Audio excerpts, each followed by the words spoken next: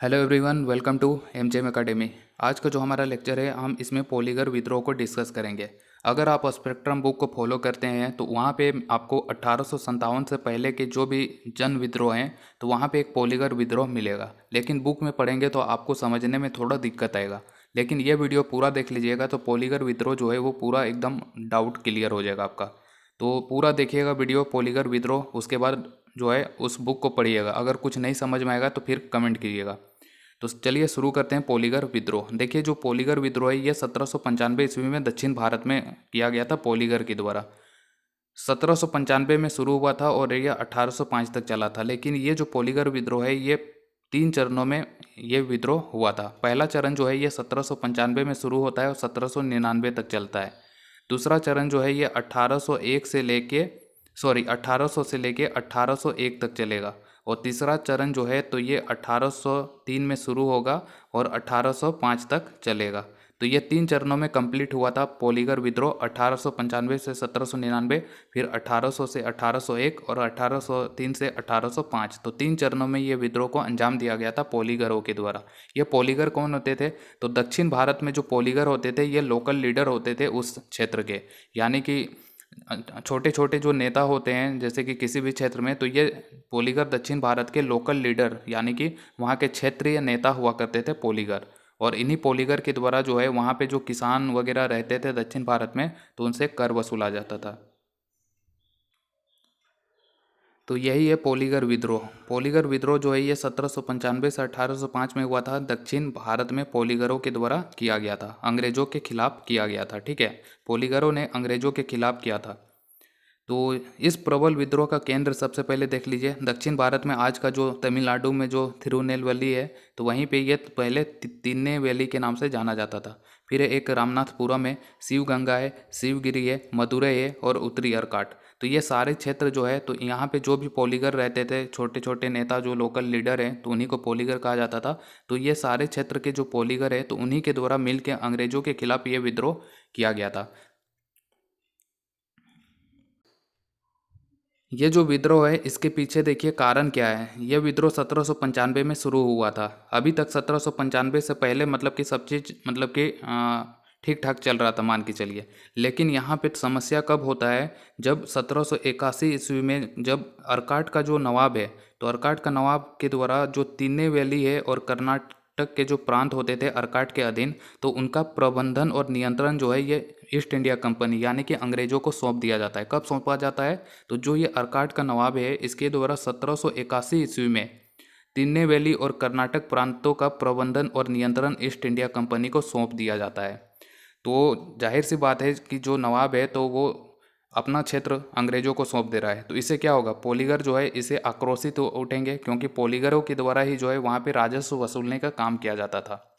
और अगर हम मुगल काल की बात करें तो मुगल काल में भी जो ये पॉलीगर हैं और ये जो क्षेत्र हैं तो ये मुगलों के अधीन नहीं हुआ था। मुगलों के द्वारा पूरे भारत में भले ही शासन किया गया, लेकिन दक्षिण भारत का जो ये रीजन था तो वो अभी भी मुगलों के अधीन नहीं था पूरा।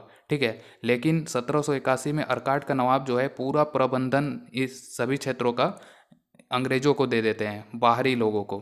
तो इससे पॉलीगर जो है वो आक्रोशित हो उठते हैं, क्योंकि इतना बड़ा साम्राज्य मुगल साम्राज्य जो है उनको अपने अधीन नहीं कर पाया था और यहाँ पे आके कोई बाहरी व्यक्ति जो है तो उन पे शासन करेगा।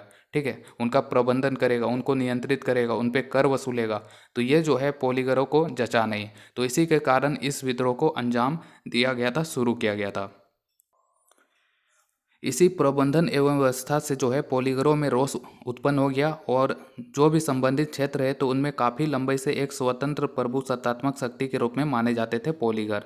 तो ये जो पॉलीगर है तो जो इनका रीजन था तो ये काफ़ी लंबे समय से मतलब कि इनका अच्छा पहुंच था उस सोसाइटी में, पूरे पावर में थे। लेकिन अब ये अंग्रेजों के अधीन हो गए थे पॉलीगर भी।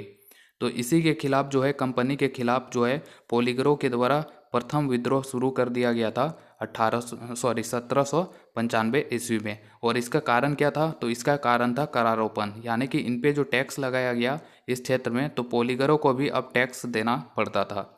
तो इसी के कारण प्रथम विद्रोह जो है 1795 ईस्वी में किया गया था। मूल कारण था इसके पीछे करारोपण, यानी कि जो ये पोलीगर है तो इनको भी अब कर देना पड़ता अंग्रेजों को, और अंग्रेज जाहिर सी बात है कि ये कभी भी कम टैक्स लेते नहीं थे। ये हमेशा इनका जो लगान दर होता था, कर का जो रेट रहता था वो बहुत ज़्यादा हाई लेवल का रहता था। तो इसी के कारण जो है यह एक तरह का इन पे भी अंग्रेजों के द्वारा शोषण किया जाने लगा। तो इसी करारोपण के कारण जो है ये पोलीगर विद्रोह 1795 ईस्वी में शुरू किया गया था। और जो ये पोलीगर है तो इन पोलीगरों को जो है मतलब कि जो अंग्रेज हैं तो ये अपना शत्रु भी मानते थे, शत्रु की नज़र से और देखते थे इन्हें, और अपमानजनक व्यवहार पोलीगरों के साथ किया जाता था अंग्रेजों के द्वारा। तो ये भी एक कारण था। तो जो ये पोलीगर विद्रोह जो शुरू हुआ 1795 में, सबसे पहले इसके शुरू किया गया था एक जगह है तमिलनाडु में ही, पंजलम कुरुची। जो ये पंजलम कुरुची नाम का जगह है तो यहीं के पोलीगर के द्वारा, जिसका नाम है कोटा बोमा नाइकन। तो जो ये कोटा बोमा नाइकन है जो कि पंजलम कुरुची का पोलीगर था, तो उसी के द्वारा 1795 ईस्वी में इस विद्रोह को शुरू किया गया था। और यही जो कोटा बोमा नाइकन है तो इसी को कभी कभी जो है वीर पांड्या कट्टा बोमन कहा जाता है। तो ये दोनों व्यक्ति एक ही है, कोटा बोमा नाइकन, इसी को वीर पांड्या कट्टा बोमन के नाम से जाना जाता है। इसी के द्वारा 1795 ईस्वी में ये विद्रोह शुरू किया गया था। और शुरुआत में अगर देखा जाए तो जो ये शुरुआत में जो ये कट्टा बोमन है तो ये अंग्रेजी सेनाओं के खिलाफ जो है युद्ध जीत जाता है, यानी कि शुरू में अंग्रेजी सेना को हरा देता है, लेकिन बाद में जो है ये हार जाएगा। शुरुआत में भले ही जो ये कोटा बोमन है तो ये अंग्रेजी सेना को पराजित कर देता है, लेकिन बाद में मतलब कि अंग्रेज इससे परेशान हो जाते हैं। तो अंग्रेज़ों ने क्या किया, इसको पकड़ने के लिए इसके नाम पे इनाम रख देते हैं। उस टाइम पे होता यही था कि अंग्रेज किसी को मतलब कि पकड़ नहीं पाते थे तो उसके नाम पे जो है इनाम रख दिया जाता था, ताकि जो आसपास के लोग हैं इनाम के लालच में उस व्यक्ति को पकड़वा देते थे, अंग्रेज़ों को सौंप देते थे। तो ठीक वैसे ही अंग्रेज़ों के द्वारा किया गया। कट्टा बोमन से अंग्रेज परेशान हो चुके थे तो इन्होंने इसके नाम पे इनाम का घोषणा रख दिया, और इनाम के लालच से जो है इसको भी पकड़वा दिया जाएगा आगे चलकर। अब जब ये जो कट्टा बोमन है तो इस पे इनाम का घोषणा कर दिया गया अंग्रेजों के द्वारा, इसके नाम पे इनाम रखा गया है, तो जाहिर सी बात है इसके जो सपोर्टर होंगे, इसको जो चाहने वाले लोग होंगे तो वो आक्रोशित हो उठेंगे, और उन लोगों के द्वारा और ये जो कट्टा बोमन है ये सभी मिलके जो है विद्रोह कर देंगे अंग्रेजों के खिलाफ। और अंततः अगर देखा जाए तो जो कट्टा बोमन है तो अंग्रेज इसको पराजित करने में सफल हो जाएगा। कैसे सफल होगा, क्योंकि इसके नाम पे जो इनाम रखा गया है तो इसके नाम पे जो इनाम रखा गया है इसमें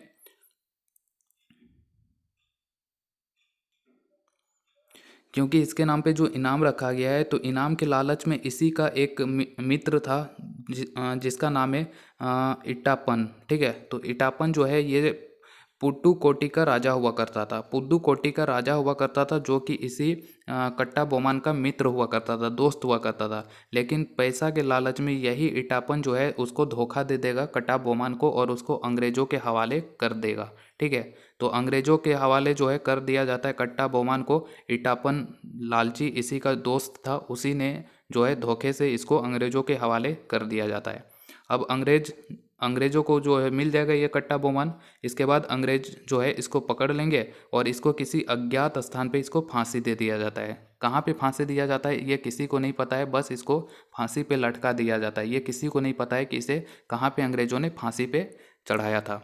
और इसके जो भी सहयोगी थे, इसी का एक बहुत ही अच्छा सहयोगी था, घनिष्ठ सहयोगी, जिसका नाम है सुब्रमण्यम पिल्लई। तो इसको भी फांसी पे चढ़ा दिया जाता है। और इसी का और एक दोस्त था जिसका नाम है सोंद्रा पांडियान, तो इसका भी हत्या कर दिया जाता है अंग्रेजों के द्वारा। तो इस तरह से जो ये पहला जो विद्रोह था पोलीगर विद्रोह प्रथम चरण में, ये 1795 में शुरू हुआ था, और 1799 आते आते पहला चरण समाप्त हो गया था।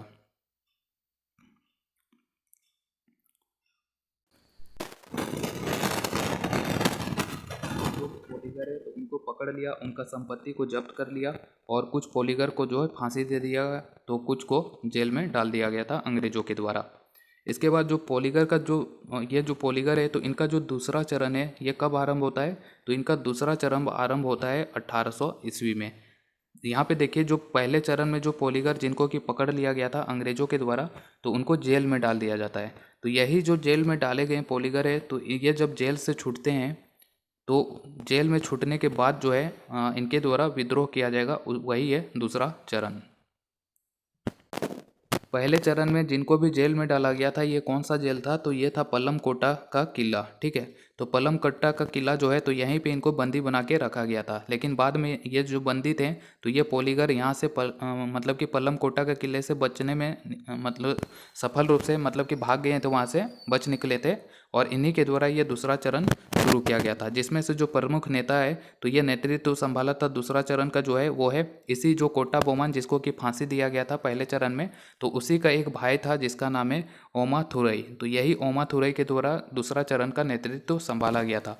और इसका मदद जो है और भी नेता लोग थे, तो उन्होंने किया था, जैसे कि शिव गंगा के मारुदु पांडियान, कोंगू नाडु का चिन्ना मलाई, डिंडीगुल का गोपाल नायक, मैसूर का कृष्णापा नायक और ढोंडा जी, और वहीं पे मालाबार का जो पचासी राजा था केरल वर्मा।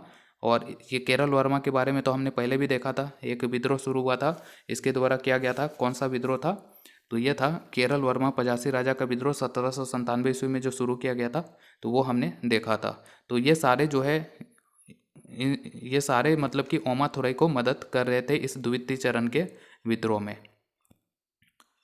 और इसी विद्रोह के दौरान जो है जो ये द्वितीय चरण है, तो द्वितीय चरण के जो पोलीगर विद्रोहियों के द्वारा कई सारे किलों पे नियंत्रण कर लिया गया था, जिसमें तो तूतीकोरिन भी था।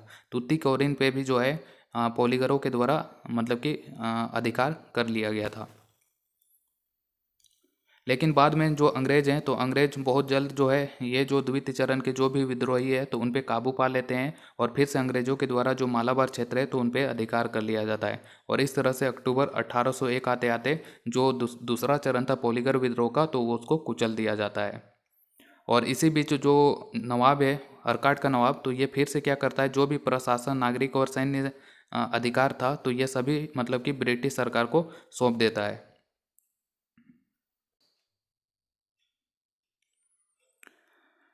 इसके बाद देखिए, इसके बाद क्या होता है, जो ये पोलीगर विद्रोह है, तो द्वितीय चरण का जो पोलीगर विद्रोह था, तो उसको अंग्रेज़ों ने दबा दिया। ठीक है, और अंग्रेज़ों ने दबा दिया उसको 1801 ईस्वी में।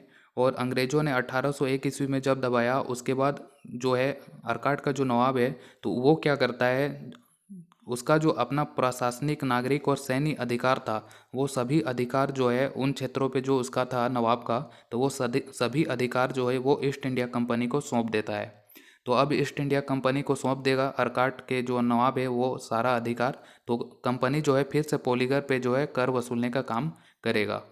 तो इसी बीच जो है 1803 और 1805 के बीच में क्या होता है, ठीक वैसे ही जैसे कि उत्तरी अर्काट के जो पोलीगर है, तो उन्होंने विद्रोह शुरू कर दिया। क्यों शुरू किया गया, क्योंकि पोलीगर जो थे उत्तरी अर्काट के पोलीगर, तो उनके द्वारा जो है एक कावल शुल्क वसूल किया जाता था उस क्षेत्र से। जैसे कि कावल शुल्क क्या होता है, कावल सबसे पहले देखिए कावल क्या है। कावल जो है ये तमिलनाडु एक प्राचीन संस्था हुआ करता था, और यह एक वंशानुगत संस्था हुआ था। जैसे कि ग्राम पुलिस का कार्यालय होता है, तो वैसे ही ये कावल नामक एक संस्था होता था। और इसी कावल के द्वारा जो है उत्तरी अर्काट के जो भी छोटे छोटे किसान है क्षेत्र हुआ करता था, तो वहाँ से कर वसूलने का काम जो है इसी उत्तरी अर्काट के पोलीगर के द्वारा किया जाता था, जिसको कावल शुल्क कहा जाता था। तो ये नवाब जो है सारा अधिकार अंग्रेजों को दे दिया फिर से। तो इसी के कारण अब जो सारा अधिकार है, तो वो अंग्रेज मतलब कि अंग्रेजों के द्वारा कर वसूला जाता था। लेकिन पहले से कौन वसूलने का काम करता था, पोलीगर कावल शुल्क वसूलते थे। अब कौन करेगा, अंग्रेज करेगा। तो इसी के कारण जो है पोलीगरों के द्वारा फिर से मतलब कि इसी कावल शुल्क पे जो प्रतिबंध लगाया गया अंग्रेजों के द्वारा, तो इसी को लेकर जो है 1803 में फिर से विद्रोह कर दिया जाएगा, जो कि इसका तृतीय चरण होगा। कब तक चलेगा, 1805 तक। और इससे जो है पूरे क्षेत्र पे, पूरा उत्तरी अर्काट क्षेत्र पे जो है कानून और व्यवस्था का पूरा मतलब स्थिति बिगड़ जाएगा, खास करके चित्तूर और कहाँ पे, तो चित्तूर और चंद्रगिरी पे। इसके बाद जो उत्तरी पोलीगर हैं, मतलब कि उत्तरी अर्काट के पोलीगर, जिनमें से एक है यद्रा गुंटा के पोलीगर और एक है चारा गल्लू के पोलीगर। तो ये जो यद्रा गुंटा के पोलीगर है, ये सबसे ज़्यादा साहसी हुआ करते थे। विद्रोही मुखियाओं में सर्वाधिक साथी थे यादरागुंटा के पोलीगर। तो ये क्या करेंगे, ये एक गठबंधन कर लेंगे किसके साथ, तो चारागल्लू के पोलीगर के साथ।